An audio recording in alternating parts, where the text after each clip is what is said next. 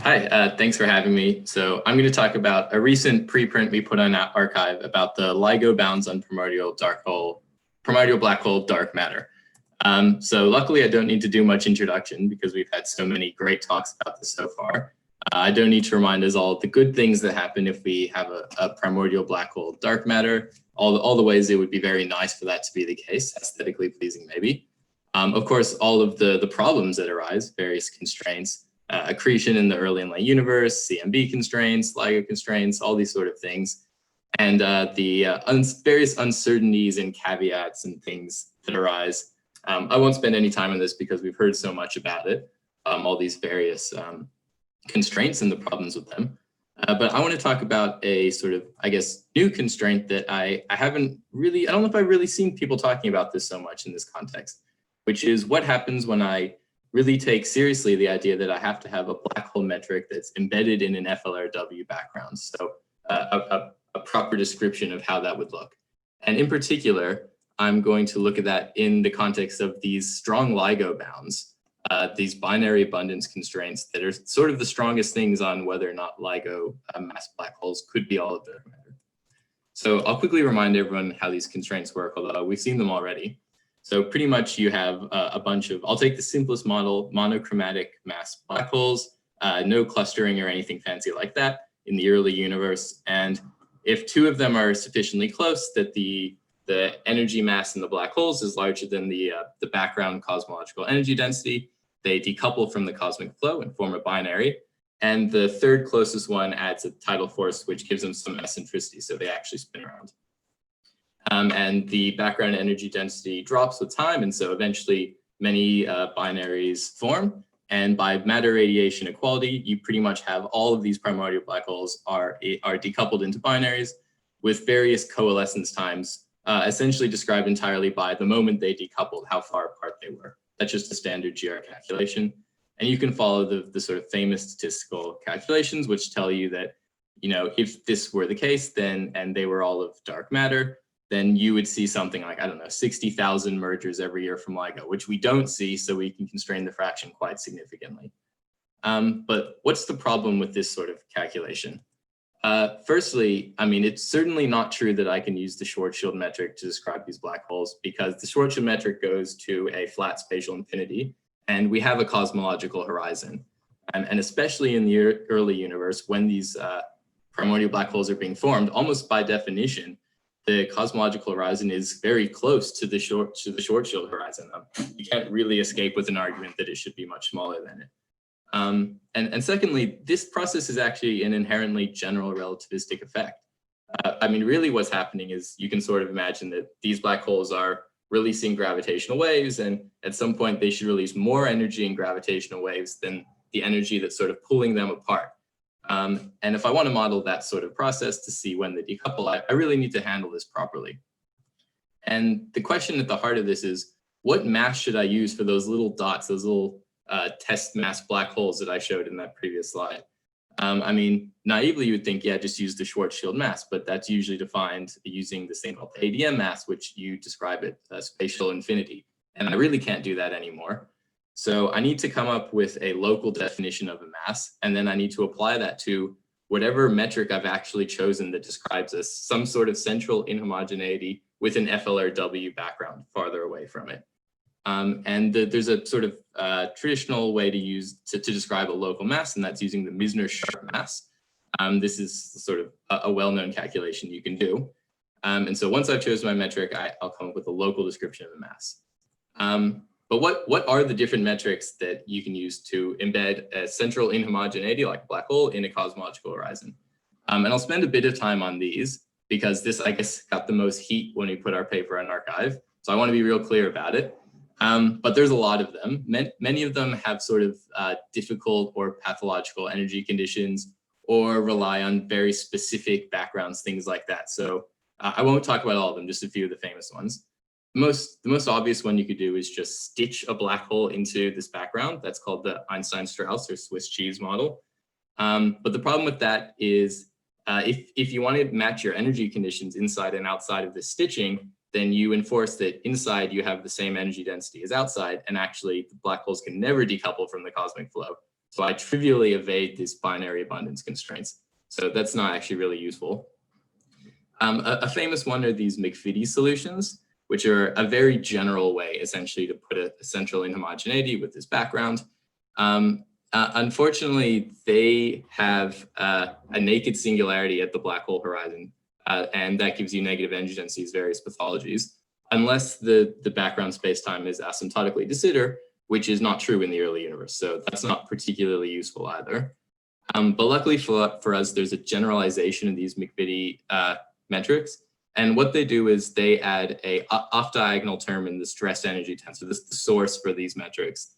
That is essentially a radial heat flow onto the central inhomogeneity. And this cures these pathologies. And the nice thing about this metric actually is that it has a unique late time attractor solution that's very, very simple, real aesthetically pleasing.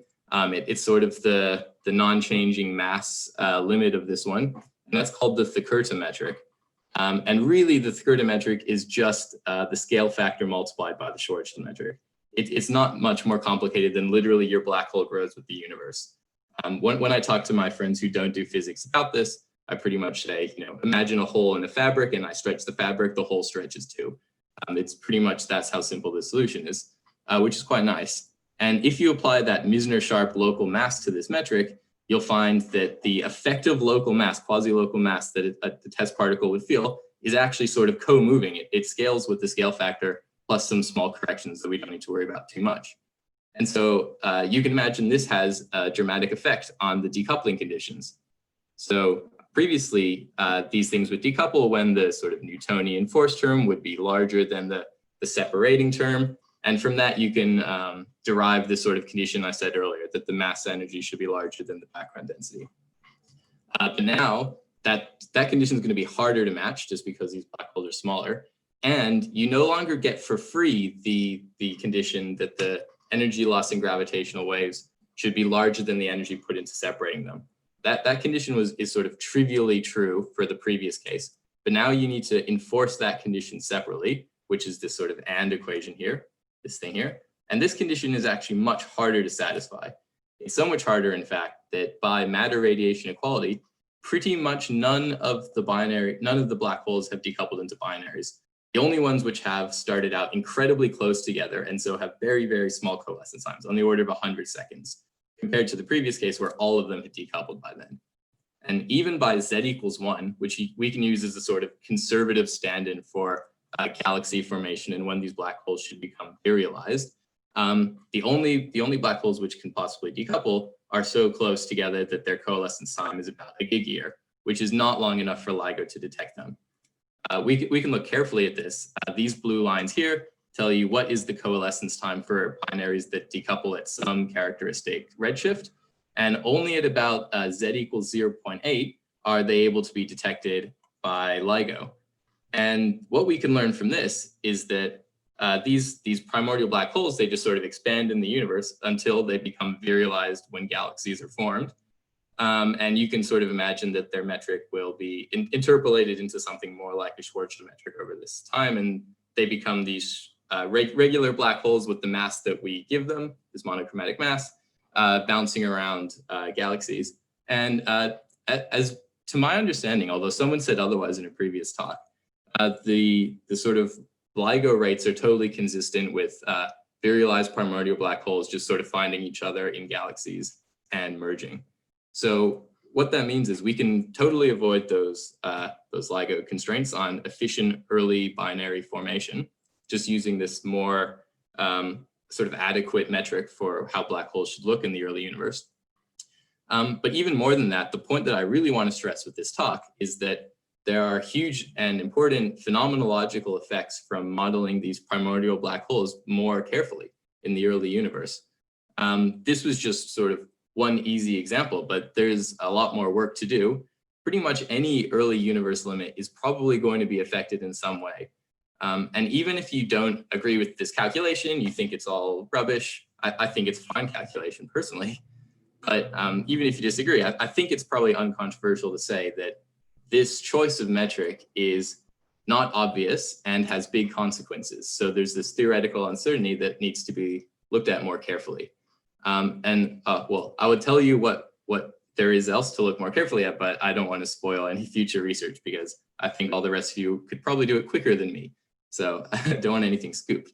But I'll just end there and say thanks for listening. I hope the timing was fine on that. Yes, thank you so much. Very interesting. Do we have any questions for Zachary Picker? So, Patrick, that's Gupta. I don't know if you can see the chat box, but we do have questions. So, asking, yeah, I can open up. Yes, is there Hawking radiation calculation for such primordial black holes? There will be. It's more complicated than it looks at first, but hopefully very soon I'll be able to tell you more about that. Okay. Please, if you have a question, so I see, please go ahead, of course. Hi, thank you.